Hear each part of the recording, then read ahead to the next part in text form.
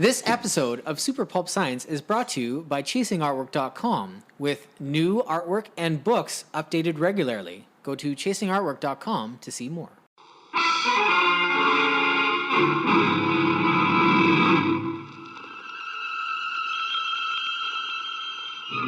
Attention, citizens.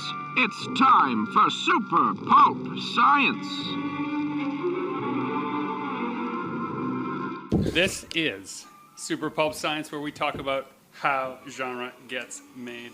I'm here with my producer, Dan Vadeboncoeur. I'm not leaning close enough to the microphone. Yeah, I can tell. Which is his job. It's your job to lean closer. To indicate. And Dan, thank you so much for indicating my failures. I am also here with Speaking of failures.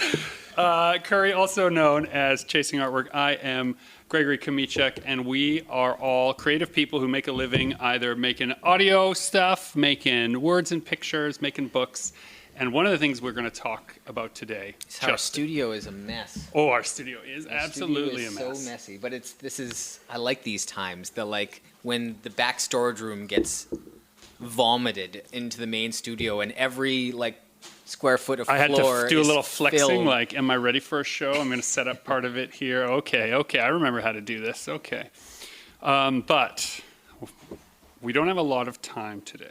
So what I want to do, dear listener, is ambush Justin with something that I think will be of use to you, the listener. Anyone who has been following along on our journey knows that I've recently acquired an agent at Westwood Creative.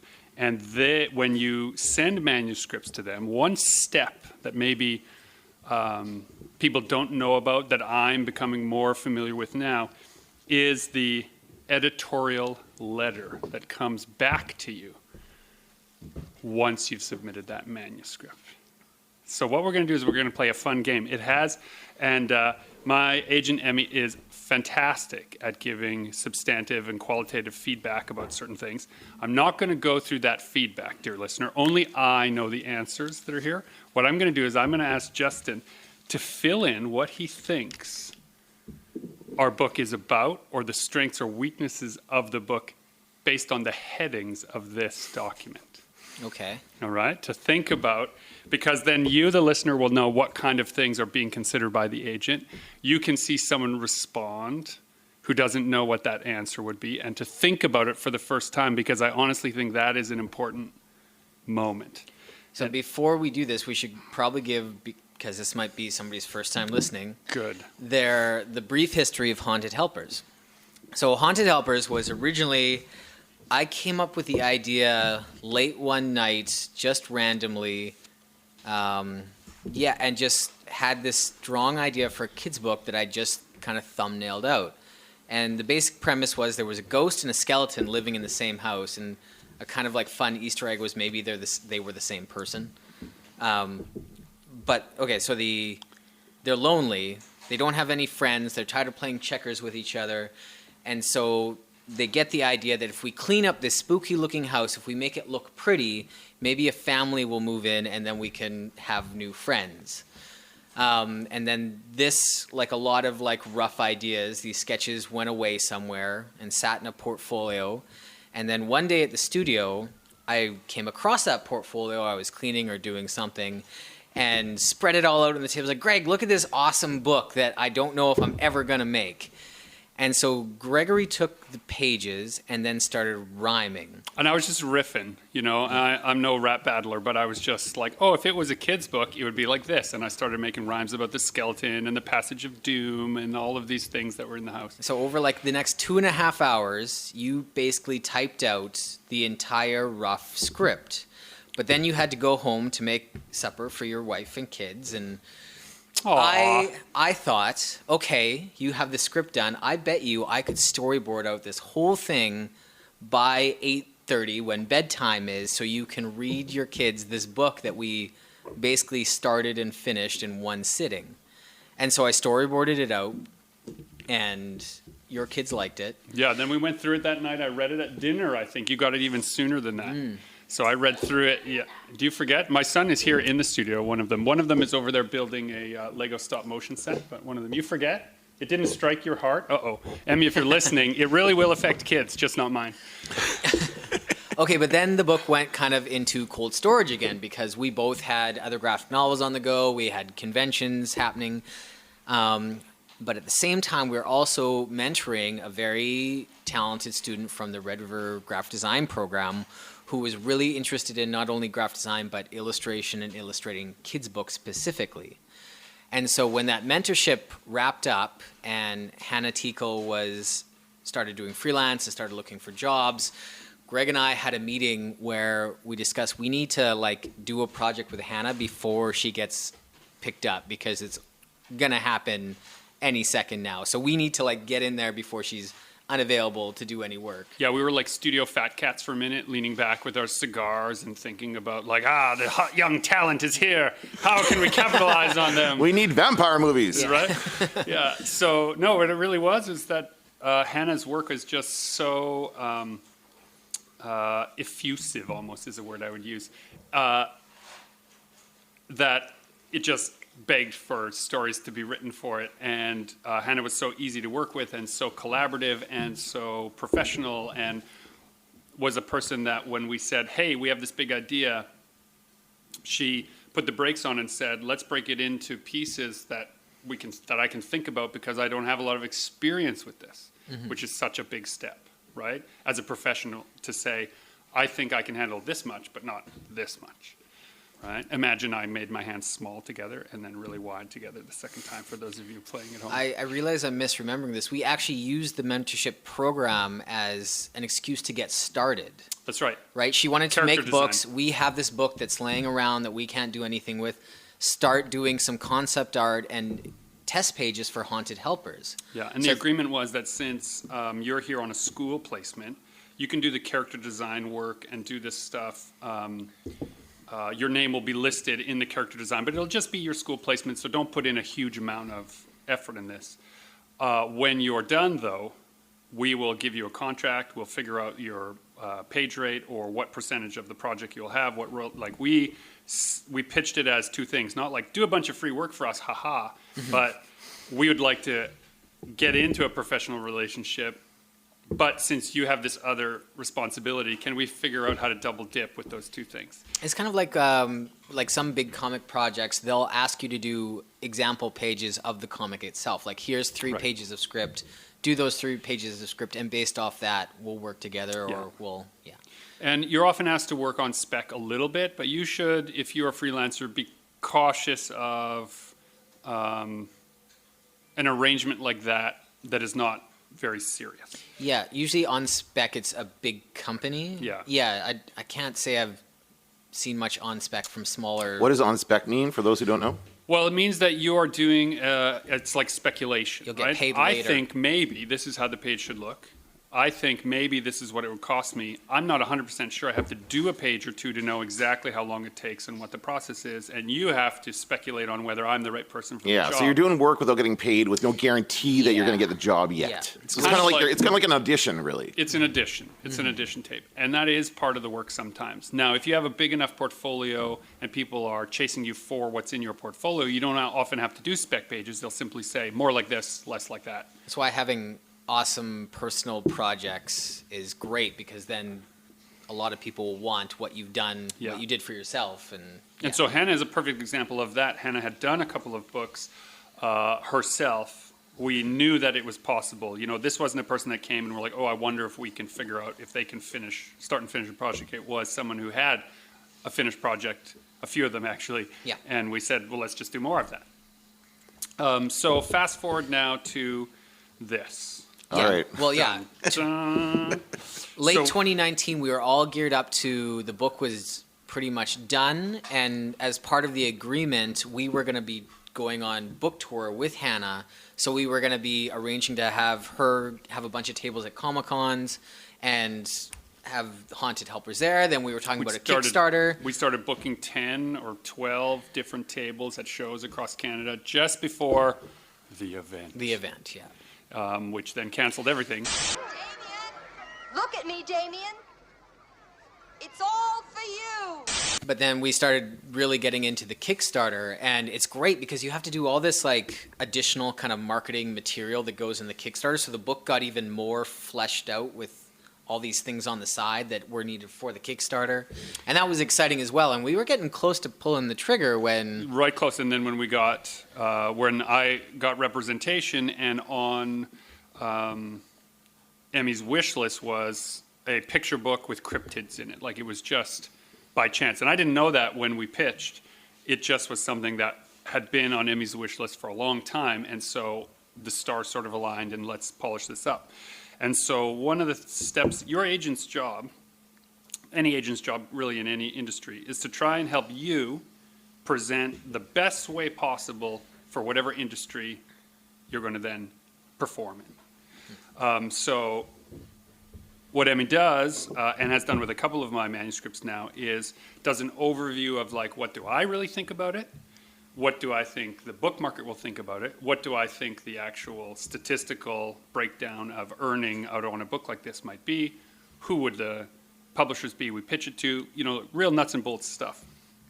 And then in the manuscript itself, a couple of very specific ways in which it's sort of parsed down. And one of the things I'll say there is that there's always a caveat in any correspondence with an agent. And this is not just with my own, but with other people I've spoken to who have agents, that there are sometimes feedback that feels like an attack, and you want to get defensive about it. that's So usually the first reaction. You have to kind of and so there's always a caveat, which is, these are just suggestions. I already like the book. So if the book is going to be this book, then we'll fight for this book. But here are some things you should know, right? So let's do that. First of all, is there a lot, or is it just, does it matter that it's, if it's, you seem to be scrolling. yeah. There's a lot. I mean, that's good. Detail is good. Feedback is Detail. good, right? Now, That's there's not a lot of headings, but Emmy is very thorough. good. So what I'm going to see is how thorough Justin could be. So here are some of the headings, just so you can do a little pre-thinking. Character development, plot/pitch, narrative arc, the pitch or the marketing, cover design, structure, which includes length, first page very important, world building, references, writing style, grammar, market sensitivity, loose ends, and other questions. I lost count because you Yeah. you were doing this with your hand, but you actually just did it over and over again. So I don't even Yeah. know, that didn't help me. This, Sorry. for the people playing at home, Yeah. He was counting, and then he kept doing it and opening his hand again. it's a public speaking trick where when you're making a list, when you put your when you raise the digits of your hand, it reminds you that you are listing information and you have to pause between Yeah. each Well, that's good. piece of information. It's not an actual account that I was doing. Sorry. Dan. Sorry, I was paying attention to the wrong thing. But those are all very. These are important elements. Yes. Important yes. elements. So And it's what's interesting. Sorry to interrupt, but this is a children's book. How many pages is this? 48 maybe, I think. Okay. Yeah. We also probably like 34 pages of story, and then we have that great, like the making of, Right, and right, right. concept Backmatter. art. And So and it just like, you know, I think that to the layperson like myself would think that there could not possibly be that many elements to a children's story. Like, that's kind of in my brain when I'm thinking of, wow, we're character development. Are Yeah. we really like Right. worrying about that? So go ahead. Well, one of the things I'll say about that, which I've thought about a lot, and I've done a lot of, looked at how people smarter than me tackle this problem and this concept of like, oh, a kid's book is easy, and Right. therefore. Tell me a joke that will make me laugh. What did one snowman say to the other snowman? I don't know. Do you smell carrots? Okay, that has structure, right? It has a narrative arc. It has character development. It has all of the things that we're listing here in a very short space. How does it have character development? Yeah. It has carrot development. Yeah. All right. No, but a snowman is something we all have a shared experience of. We'll Sure. break it down, right? A snowman has something we all have a shared experience with. If someone asks you, what's a snowman, do you continue with that joke? No. So then everyone has to first understand the setting and the characters, Sure. Yeah. what the rules are about those characters. And with cryptids in particular, that would be, What are cryptids? cryptids are like vampires, Oh. werewolves, Bigfoots, right? Any of those kinds of things. These urban legend creatures, right? People have to know what those rules are, or it would be confusing to a person who doesn't know, right? So we picked sort of the, if you'll excuse the expression, the murderer's row of monsters that were sort of really common. Vampires, everyone has some idea of what a vampire is. Ghosts, right? The merman is the weirdest one, but because he's so well designed, you know immediately he's a fish guy, right? That's all you need to know. Right, that's all you need to know. He's a fish guy, and he And has now the with biggest, Luca softest being a eyes. big blockbuster, even more so. Yeah, a little I think more. you're going to be okay. And we have a third sort of secret character, which is the skeleton, or fourth, I should say. Yeah, who's kind of like this pile of bones that you're not sure if he's actually sentient or not. He just seems to be And our participating. yeah, and our dark You're not sure if they're just arranging him to, like, you know, like. our dark take on it is he the ghost's skeleton, like Yeah. you say? Is he a victim of the vampire? There's that is he leftover just someone building who block died in the from- house? Right? We don't know. Oh, yeah, so this is Right? funny, yeah. We don't know. And the kind of thing that, like, if you think about it too long, you forget that this is a kid's book. Those are always my So- favorite kids' books, though, that had some kind of like dark, like, is that? Oh, that could be really dark if that's actually why Totally. that's. The Mercer Mayer books. We Yeah. brought those up before. So, back to your point. In order to tell a joke well, all of those things have to work, and the joke can't go on for too long, Right. right? So, comedy is one of the places where I've been looking for how do you tell really short stories, is looking not at the jokes, but the structure of a joke and what is required in order for a joke to be funny. First is setting that tone, right? So these are things to consider when you're trying to write a very short, they say brevity is the soul of wit, which basically means make it short and people will get it, And it'll be funny, maybe. right? Might be funny. Build your character. Okay, so what do you think might be said about our book in terms of character development? That was the one that struck me the most because I was trying to think about the characters. So the characters in the beginning, it's kind of similar to like the original core story. These monsters live alone in a house, and it's kind of this haunted-looking, beat-up house. And are they lonely or they're lonely. It's been a while since I read the book as well, so excuse me if I forget. No, you got it. And in a way, Yeah. that's one way to test. I mean, for the dear listener who's working on manuscripts and aren't sure what are the parts people will remember, the best way is to put your own manuscript away for a while and see what you remember. How do you characterize the memory of your own work will really...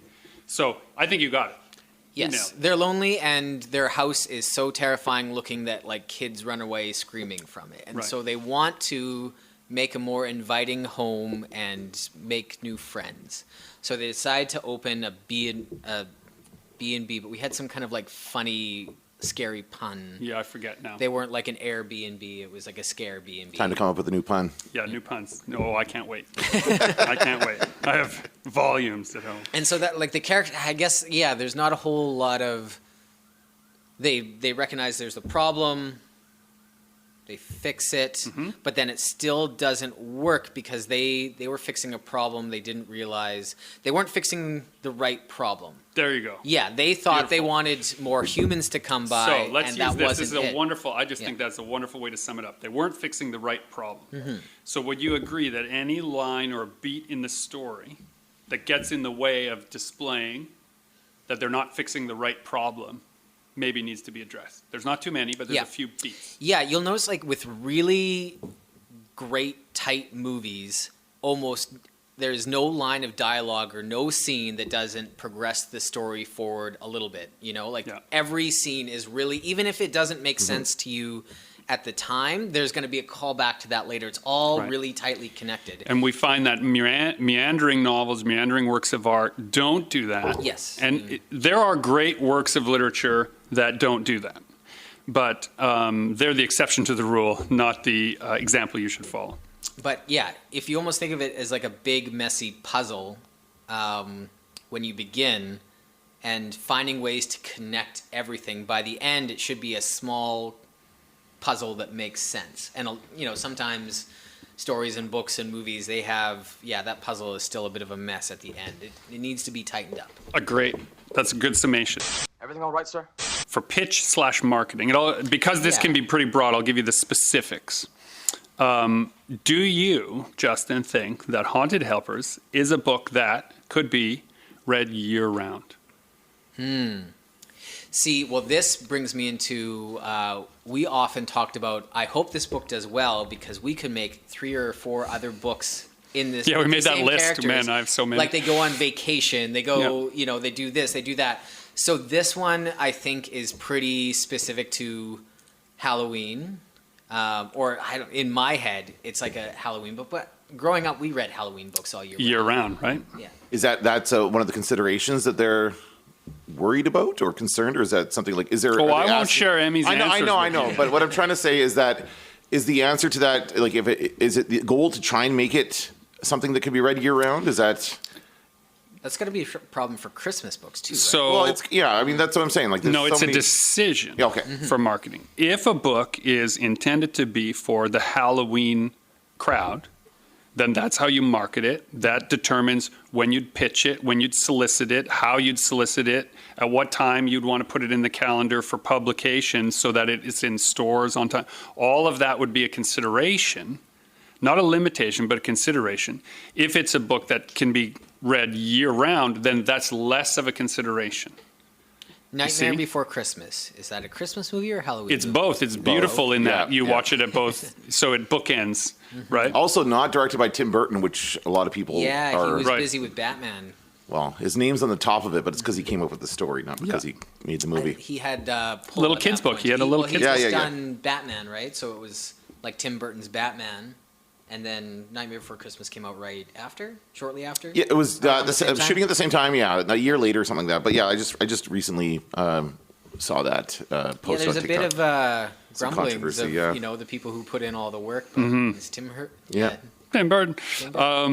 Again, this is a marketing consideration, Yeah. Yes. right? I'll So- go see a Tim Burton movie before I'll go see a Who's That movie? Right? And you don't want to let the marketing dictate the content, right? Like that's the other thing is that Exactly not. Yeah. So you write the book because you want to write the book because it's a good story, not because. But now that it exists, it becomes a consideration. Okay. Right? All right. So, just for everybody's general knowledge, and hopefully I'm not telling tales out of school, Emmy ran a report. Agents have access to all kinds of different book lists that like civilians don't have access to. I mean, you can find this stuff in a roundabout way on the internet anyway, but here's it in a nice, succinct way. These are the top 10 picture books in this in a category that Emmy feels is comparable to our Yes. book. So these would be our biggest competitors, which is good to help define who you are, right?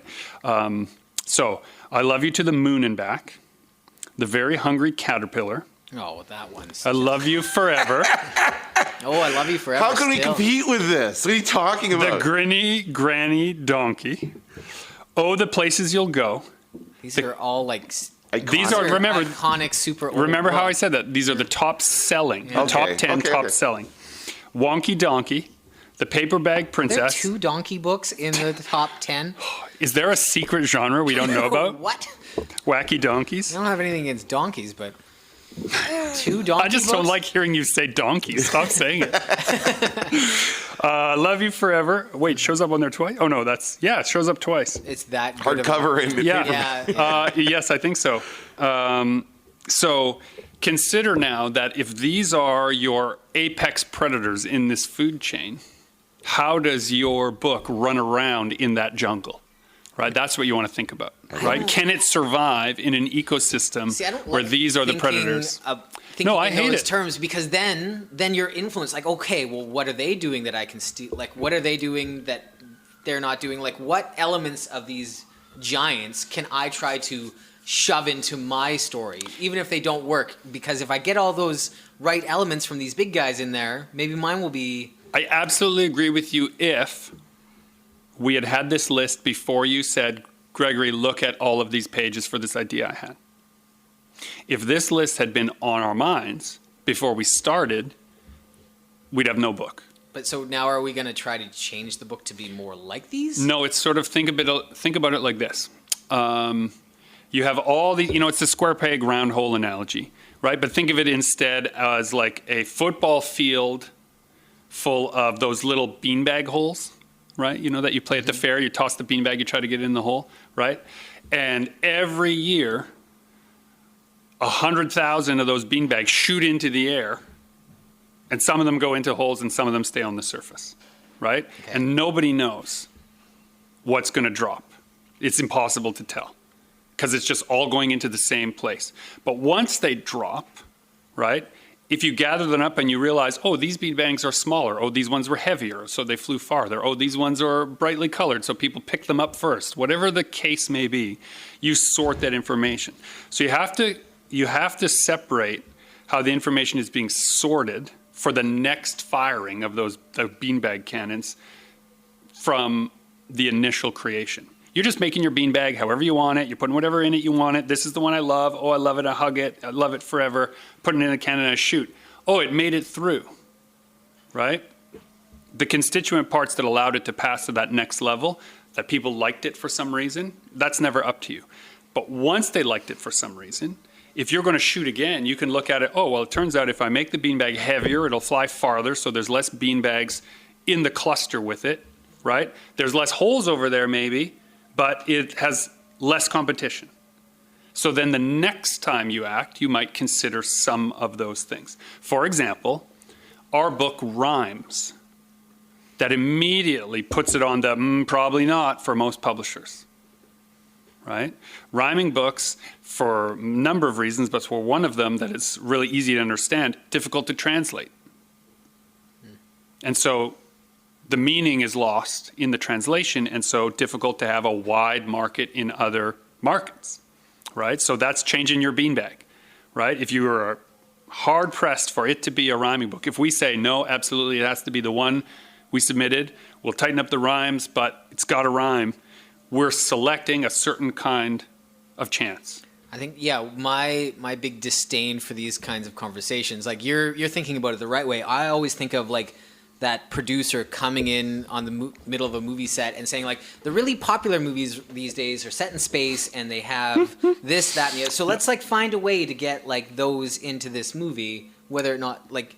The story I always makes me think of, or that makes me think of a story of, I believe it was from the first X-Men movie, where somebody on set said about Hugh Jackman and his Wolverine. It's like, does his hair really have to be like that? That's the question, right? And that's yes, of course his hair has to be like that. It has to be like that. Yeah. So that's if someone comes in and doesn't understand and is trying to chase trends, that's not good either, right? So but that's not what you're trying to do. You're not chasing trends. No, and this is a report that simply looks at things not as you want them to be, but as they are, right? Here's how the market is. And not how you wish it was, but how it is. And here's your book, and here's how it fits into the beanbag cannon, and how far is it going to fly, and how many beanbags are going to land with it near the hole. It kind of feels like though we have like a new video game, and you're saying Tetris is the best-selling video. Like so, but people own more than one video game, and people own more than one children's book. So I own Love You Forever. I bought it when my kids were very young. Yeah. I haven't looked at it in years. That came out in the 80s, didn't it? Oh, I'm sure it did, but I think that's kind of a requirement for every parent. You have to buy a copy of that book. If you don't buy a copy of that book, you're a bad parent. So, and Friesens and Altona, they are the ones who print it, and they're all like constantly printing it. They're on. It's like they're the most reruns. Every time we've been there, it's been on a flat. Like really? Yeah. Oh wow. Flats and flats of that book. They have a piece of the factory dedicated to just printing that book. It's ridiculous. Nonstop. Yeah, no hyperbole there. Like it's literally every time I've been there, I've seen that book off the presses. You said you knew its mother. Where is she now? I must insist that you do not. I beg you. I'll reiterate in the exact wording here. I ran the report for the top-selling juvenile fiction books in Canada over the last year. I've weeded out the top 10 picture books into the list below. Right? So this is how you're parsing it. And it's for the last year. It's not for that has nothing to do with when the book was actually published. Exactly. So, right? So, we actually did this as well when we were putting together. We had a page of comparable titles, absolutely, but they were all newer books. That's right. Yeah. And comps are important when you're pitching. So, okay. So there's a lot more to break down in here, but we only have a few minutes before we lose our excellent producer. So why don't instead, what I really liked about the shape of this conversation is that just these first couple of points got us talking about why it's important to separate the creative process from the process of this is an object for sale, and how important that is to keep those two things separate. I have a lot of practice keeping that separate in my head. My wife thinks finds this compartmentalizing side of me sometimes frightening, where I'm like, oh, well, it just doesn't sell. She's like, but you worked on that for years. I'm like, yeah, but people don't like it, so on to the next thing. She finds that strange, but I have no trouble with that anymore. I used to, if you stub your toe enough times, you avoid the coffee table, right? So if you, however, are a person who cannot separate those two things, that is literally the job of the agent, right? What my agent is doing is not saying, do all these things. It's, I'll think of them all so you don't have to. You tell me which one of this list of things best fits your book. We'll build a menu out of that of publishers that would accept this version of your manuscript. And if you say, don't change a word, that agent has already chosen to represent you. You've already selected them to represent you. Their job is to represent that book the way you choose. But their job is also to whisper appropriate information into your ear. If you're in a ship, Make them seem you evil. know, in not in an evil way, right? This is from Plato's Republic. If you're in a ship, right, and you're heading towards the rocks, right, who do you want to steer the ship? The politician or the navigator, right? This is part of what you're doing here. Do you want the author to steer the ship into the marketing waters, or do you want someone who does marketing every day to steer the ship through the marketing waters? Yeah, I think the big challenge there is not to reverse engineer that, like not start with what's marketable and then try to create a story based on that, right? 100% agree. Which is what I See think a we're lot. pretty good at not doing that. Yeah, we see other separate people them. do that a lot. Let's make something cool and then worry about how we're going to market it once we've Yeah. made the thing. And I think the important sort of last point to make is that whatever you have the energy to do with your book is where you should spend that energy. If you have no energy to do this kind of thinking, don't do it, right? By all means, just worry about whether this word fits with that word in the manuscript in the order that you intended, and the rest will more or less sort itself out. This has been Super Pulp Science. I'm Gregory Kmichuk, encouraging you to join the fight, write books, and make comics.